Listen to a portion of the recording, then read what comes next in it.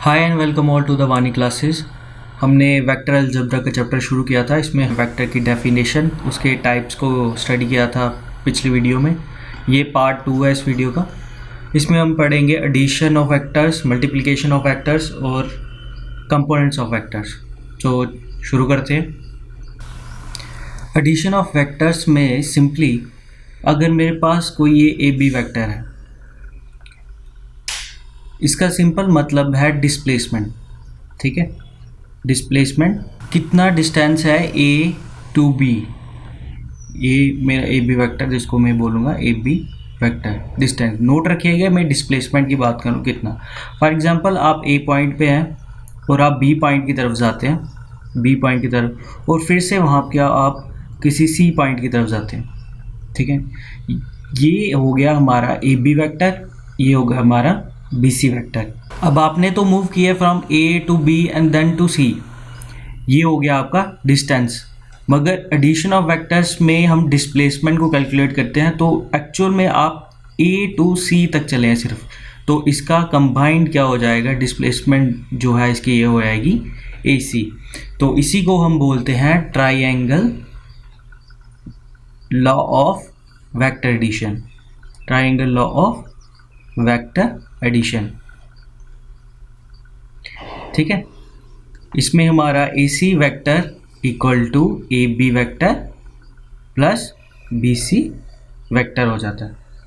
इसी के साथ मिलते हैं हमारा एक parallelogram law of vector addition भी होता है। इसमें क्या है कि एक पैरेललोग्राम है हमारे पास ओ ए सी, और इसको मैं देता हूँ नाम बी। ये हमारे पास एक पैरेललोग्राम है, तो ये हमारे पास ओ ए वेक्टर है, ये ए सी वेक्टर है। अब by triangle law of addition के मुताबिक हमारा ओ ए वेक्टर और ए सी वेक्टर का एडिशन क्या हो जाएगा, ओ सी वेक्टर। ठीक है, ओ सी वेक्टर हो गया हमारा। तो मगर आपको पता है पैरेललोग्राम है, तो इसकी जो ए सी साइड है वो किसके बराबर है, ओ बी साइड के बराबर। तो by triangle law of addition का हमारा क्या था कि ओ सी वेक्टर जो होगा हमारे पास वो किसके बराबर होगा, ओ A vector plus A C vector. मगर ए सी किसके बराबर है, ओ बी के बराबर, तो ए सी की जगह हम ओ बी लिख देंगे। तो ये कहने का मतलब ये है कि इसकी ये side, this side O A vector और this side O B vector, इन दोनों को भी हम अगर ऐड कर दें तो ये हमारा बन जाता है ओ सी वेक्टर। ठीक है, ये बोलता है लॉ ऑफ पैरेललोग्राम। ठीक है, this is also the same as the triangle law of vector addition. Next हम देते हैं इसकी प्रॉपर्टीज़ हैं। प्रॉपर्टीज़ में आता है हमारे पास, फर्स्ट आता है कम्यूटेटिव। कम्यूटेटिव में पता ही है आपको, अगर मेरे पास कोई ए वेक्टर है, अगर उसको मैं प्लस कर दूँ बी वेक्टर को, वो इक्वल टू होगा किसके बराबर, ए वेक्टर में चाहे मैं बी वेक्टर प्लस करूं, चाहे बी वेक्टर में ए वेक्टर में प्लस करूं, तो वो सेम होता है। एसोसिएटिव भी आपको पता है। एसोसिएटिव लॉ में क्या होता है, अगर मेरे पास कोई ए प्लस बी ये वेक्टर है, इसमें अगर मैं सी प्लस कर रहा हूँ वेक्टर, तो किसके बराबर होगा, यहाँ तो मैं ए को बाद में प्लस करूँ, बी और सी को पहले प्लस कर दूँ, तो वो सेम रहता है। ये था हमारे पास एडिशन ऑफ वेक्टर्स के बारे में। ठीक है, मल्टीप्लिकेशन ऑफ वेक्टर्स के बारे में बताऊं मैं आपको। अगर मेरे पास कोई ए वेक्टर है, ठीक है नहीं, और मेरे पास कोई लैम्डा कोई एक स्केलर है, स्केलर क्वांटिटी में 1 2 3 कुछ भी न्यूमेरिकल नंबर्स हो गए।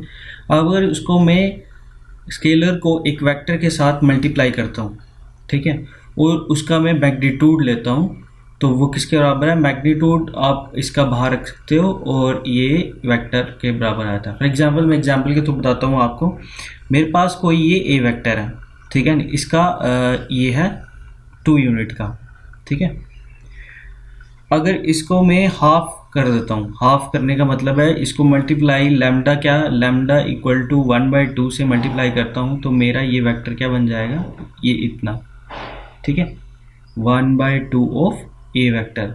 ठीक है, अगर मैं इसको मल्टीप्लाई किया 1/2 के साथ। अगर इसी वेक्टर को मैं लैम्डा इक्वल टू 2 लेता हूँ तो मैं ये मेरा वेक्टर जो कि ये 2 यूनिट था, अब ये आके 4 यूनिट हो जाएगा।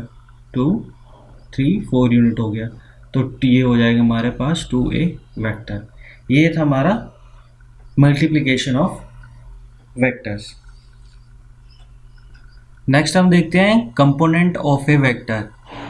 एक मेरे पास कोई वेक्टर है, इसको देखने के लिए आप एक रूम के सेंटर में खड़े हो जाएं, रूम के सेंटर में, और वहाँ से आप एक कॉर्नर के नीचे वाला कॉर्नर है उसको तरफ देखें, तो वो एक जो एक्सिस है वो ये वाई एक्सिस, ये हमारी एक होगी एक्स एक्सिस, और जो हाइट है उसको हम बोल देंगे जेड एक्सिस। आपको इमेजिन करने में आसानी हो रही होगी। और पी एक जो पॉइंट है जहाँ पे आपका हेड है, आप सेंटर में खड़े हो, तो वो एक पी पॉइंट है जहाँ पे आप आपके अपने आप को इमेजिन कर सकते हो।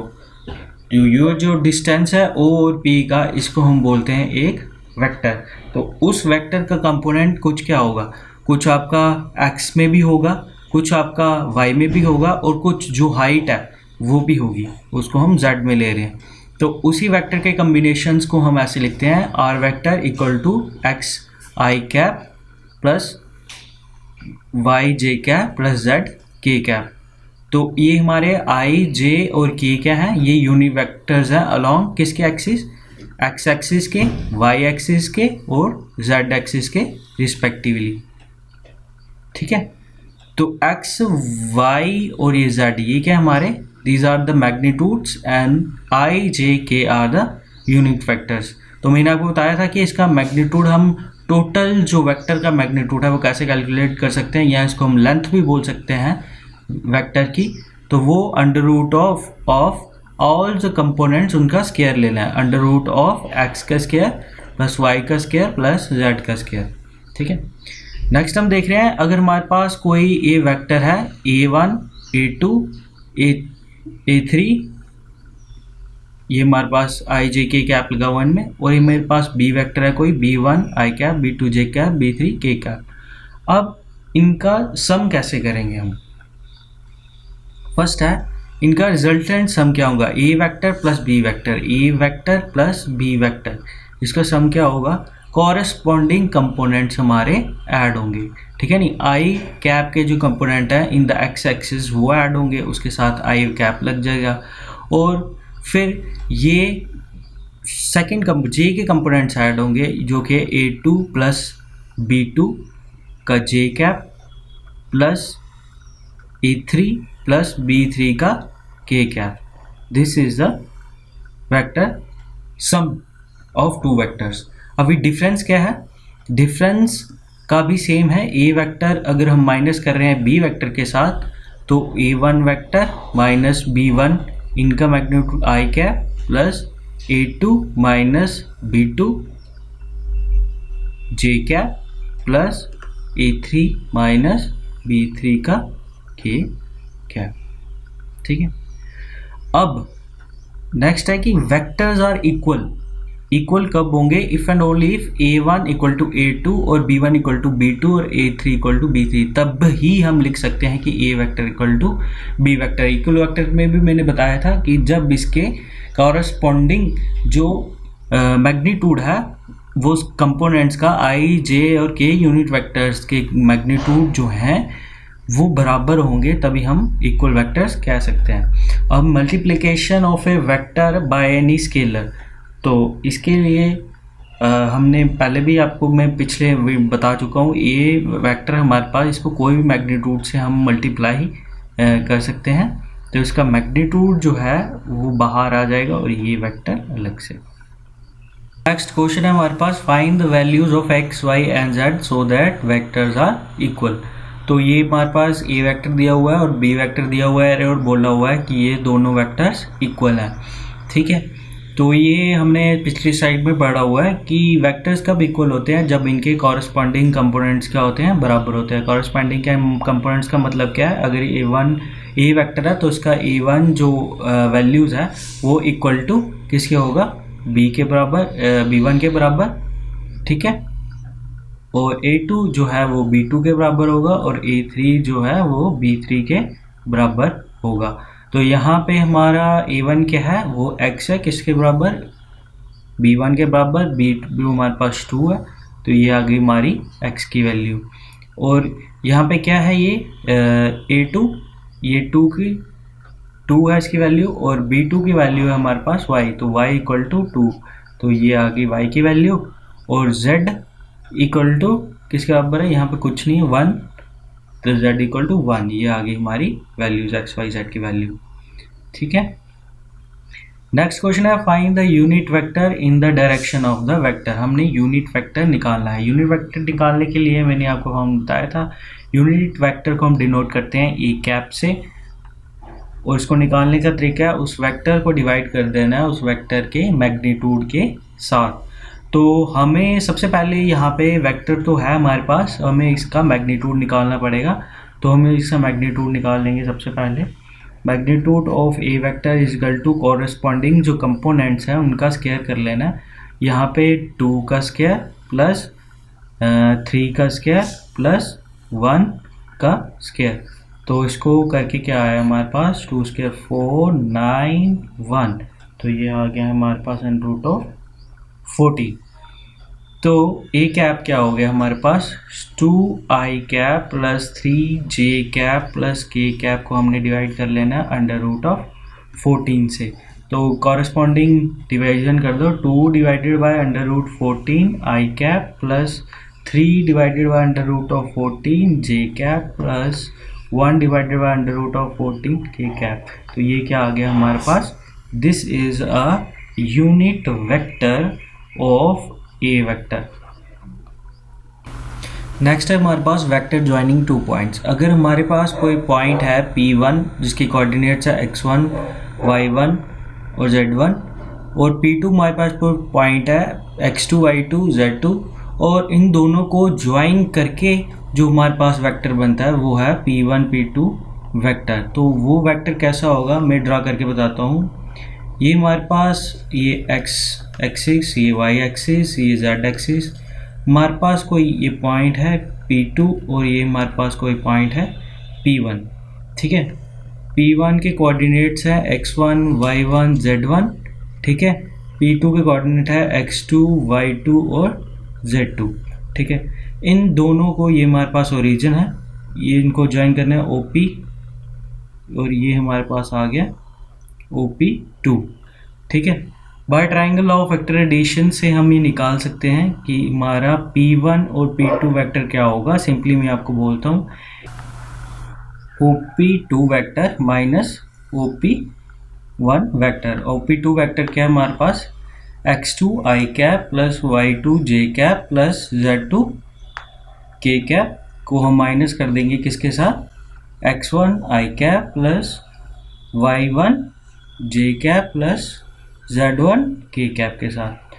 तो वेक्टर डिफरेंस का आपको पता ही है, कॉरेस्पॉन्डिंग एलिमेंट जो होंगे वो माइनस होंगे, x1 x2 i cap plus y2 minus y1 का j cap plus z2 minus z1 का k कैप। तो ये आ गया हमारे पास P1 P2 वेक्टर। ठीक है, ये आपको दिख रहा होगा। तो अगर हमें इसका मैग्नीट्यूड निकालना हो P1 P2, तो वो भी आपको पता ही है, P1 वेक्टर का अंडर रूट क्या होता है, कॉरेस्पॉन्डिंग इसके जो कम कोफिशेंट्स हैं इनका स्क्वायर होता है, x2 माइनस x1 का square plus y2 minus y1 का square plus z2 minus z1 का स्क्वायर। ये आ गया इसका मैग्नीट्यूड। नेक्स्ट हम इसी का क्वेश्चन देख लेते हैं, find the vector joining the points P, हमें कोई पॉइंट दिया हुआ है 2 3 0, और Q ये पॉइंट दिया हुआ है, और वेक्टर हमारे पास डायरेक्टेड है फ्रॉम P टू Q। तो एज वेक्टर हमारा जो डायरेक्टेड है वो P टू Q है। फॉर एग्जांपल कुछ ऐसे करके होगा P और ये Q पॉइंट, तो ये हमारा इनिशियल पॉइंट है, ये हमारा Q हमारा फाइनल पॉइंट है। Q हमें दिया हुआ है -1, तो वेक्टर की फॉर्म में हमें लिख लें -1 -2 -4 दिया हुआ है, और P दिया हुआ है 2 3 और 0। हमें PQ वेक्टर जो है निकालना है। PQ वेक्टर का हमें पता ही है, जैसे हमने उसमें फॉर्मूले पीछे में किया कि हमें कॉरेस्पॉन्डिंग x2 माइनस x1 करना होता है, और इसका y2 माइनस y1 और z2 माइनस z1। ठीक है, तो वही हम कर रहे हैं, ये -1 -2 हो गया। ठीक है, इसको वेक्टर की फॉर्म में आई कैप प्लस -2 -3 जे कैप ये, और प्लस -4 -0 का के कैप। तो ये हमारे पास क्या होगा, -3 आई कैप प्लस -5 जे कैप और -4 के कैप। ठीक है, ये हमारे पास था इसका क्वेश्चन। Thank you.